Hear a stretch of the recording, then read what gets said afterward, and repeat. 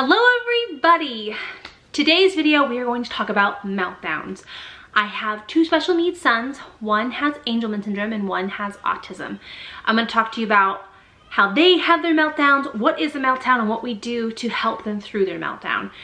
So yeah, let's get right into it. So first off, my name's Emily. I have 6 children, ages between 8 and 2, and my twins are 5. So they're in a fun age with a lot of emotion, a lot of energy, and I feel like their meltdowns are coming to a peak a little bit. I don't know, it could get worse as they get older, but right now, I feel like Sawyer, especially, he's the one who has autism, is really having some struggles with meltdowns. So yeah, let me talk about what is a meltdown. So from what I've gathered, what a meltdown is in an autistic child person, it's an intense experience, overwhelming situation that they are in and they cannot handle the situation. And that's how the meltdown begins. It's just overwhelming for them, and their senses, their sensory, all of their everything that they are feeling, it just is too much and they melt down. So an autistic meltdown is something where it's just too much. Their sensories are overloaded, they have anxiety, it's just a lot, and they melt down. It's kind of like how I like to describe it is if I had anxiety, I could say to my husband, you know, I'm really feeling anxious about this. Can we talk about it? I need a minute. They don't have that. It's like it just builds and then they just crash and burn. It's just, I can't do this, I'm done, I'm melting down. So let's talk about the differences between a meltdown, an autistic meltdown, or a special needs meltdown, because Griffin does have them too sometimes, than a tantrum like in a toddler or a little child. So an autistic meltdown, from what I've observed and what I've researched, it's that there's really not a real purpose that I can see as a parent. It just happens. It is bigger, it is louder, it controls the whole situation of the room. Sawyer can have a meltdown and it takes all of my attention to him because he is out of control. He's like cannot control his body, his mind, his sounds. It's just too much, and I have to focus on him because one, it can turn aggressive. He can get aggressive with me or my husband or himself, and so we have to keep him safe. So, and I can usually most of the time see them coming when he's got triggers. So, but let's talk about what a typical kind of meltdown tantrum is in a typical child. So like with my younger children, there usually is kind of a reason, a manipulation to it, you know? So I want a piece of candy, Mom. I'm gonna melt down until I get the piece of candy. I can go, no, you're gonna go on timeout. I'll put you in a corner. They cry, they cry, they cry. We can talk about it. Like I can have a conversation with them and say, you know, that really wasn't good. After, you know, dinner, you can have your candy. And then they go, oh, okay, I'm gonna get that candy. Autistic meltdowns, it's not like that. I really feel like it's like all day maybe, or there's a moment where things have just added up and I have no idea what's going on in their head. I have not seen what they are struggling with, and it just breaks them. And there's usually not a lot I can do. Sometimes there is, but most of the time it is, I have to let Sawyer and Griffin work through them until until they can let it all out, is how I want to look at it, because I don't fully understand why it has to get so big, but I feel like it could be a sensory thing where they have to just let the screams out, let their bodies thrash, and then they can breathe again. So I wanted to give you a quick example of Sawyer's recent meltdown. We were getting ready for trick-or-treating. We went to a friend's house. It was a new house he's never been to, and it was cold and wet outside, and he had gloves on for his costume, and they got wet. And he was upset about it. We tried to solve the problem, and I thought we could solve it and he'd be fine. And then it just got worse and worse and worse. And I think that because of where he was, not in a new place, I think the wet gloves, the coldness outside, it just added up and added up. And let me tell you, when he started crying and we decided to leave trick-or-treating, he cried literally till bedtime. He was miserable, could do nothing. He was just unhappy. And eventually we got to bedtime, got to teeth brushing. he went to sleep and I think it was over. But it was a long night and it was just a lot. Luckily it didn't get to the point where he was aggressive with me or my husband or himself, but it was just a lot of tears, a lot of anger, a lot of sadness. It was not great. But me and my husband tried a lot of techniques to try to help him, but it was just, he had to work through it. What causes autistic meltdowns or meltdowns, in my opinion? I believe it's things, like I said, that are adding up, that are building up in their day that we don't notice. It could be a sensory overload. It could be a new environment. It could be too much information, learning too much input coming at them. It could be new clothing. It could be a food change. It could be that they're hungry. It could be all of those things that equal to a giant meltdown. That is what I have researched and what I've seen, especially in Sawyer. It seems to build.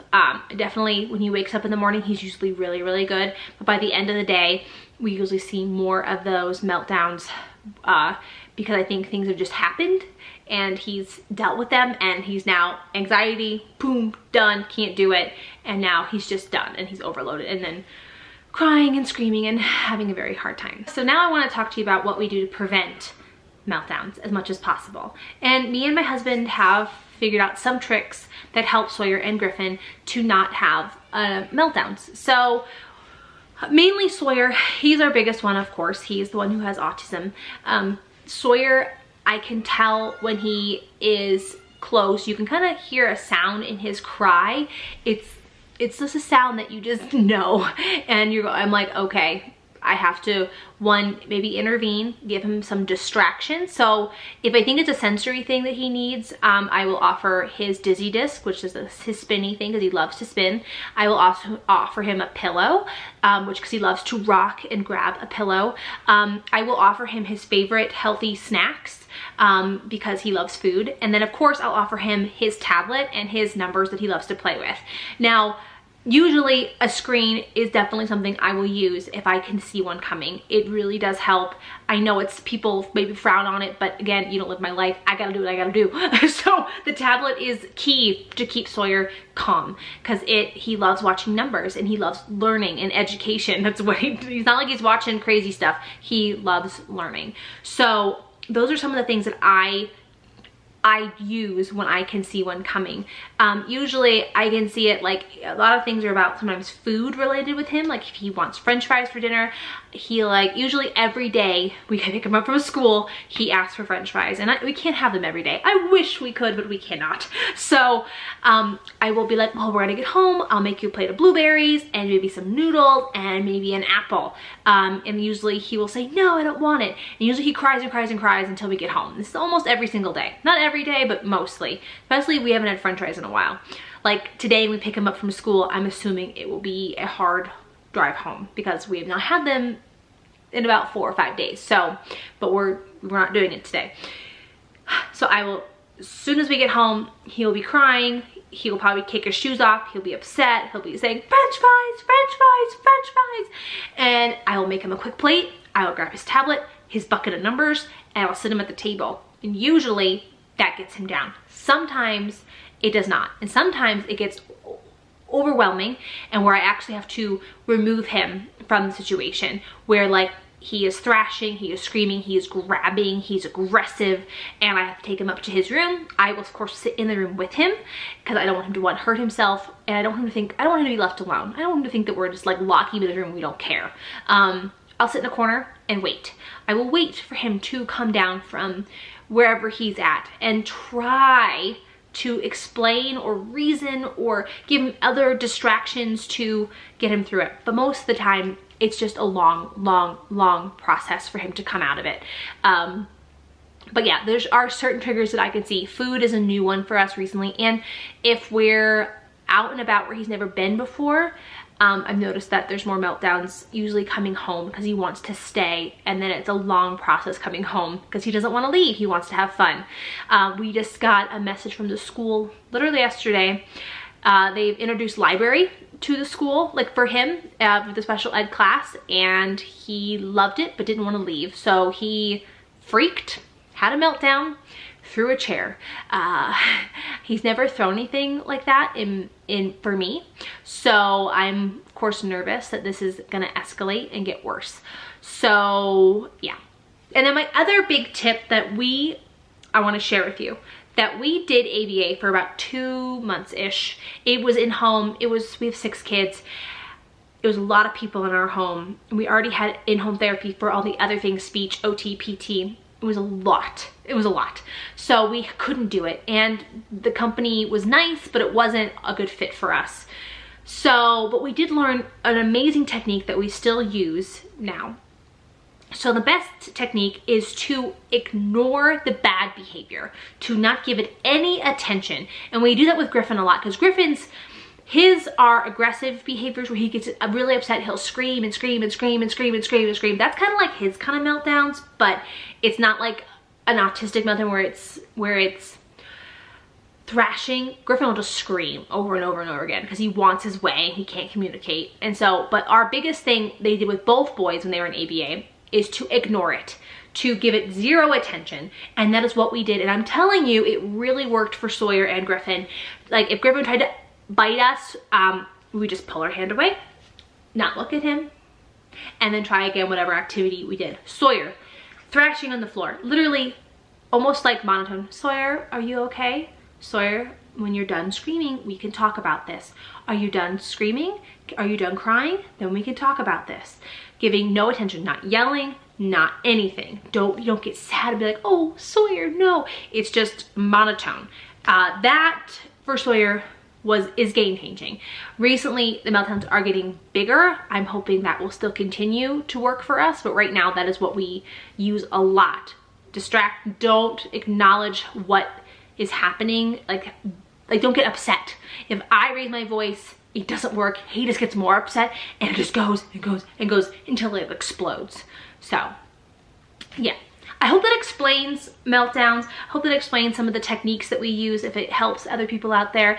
I just wanted to share with the little bit of information that I know about it and what we are doing to help our boys through their little meltdowns or their big meltdowns, to keep them safe and help them. Because I can only imagine what that must be like. It must be so hard because it's so emotional.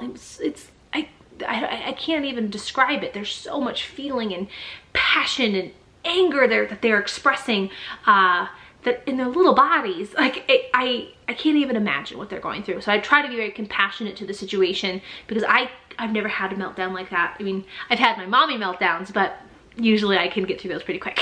Yeah, well, we're gonna end this video here. Thank you for watching. Follow me on all my social media and we will see you next time. And please don't forget, guys, you are wonderful.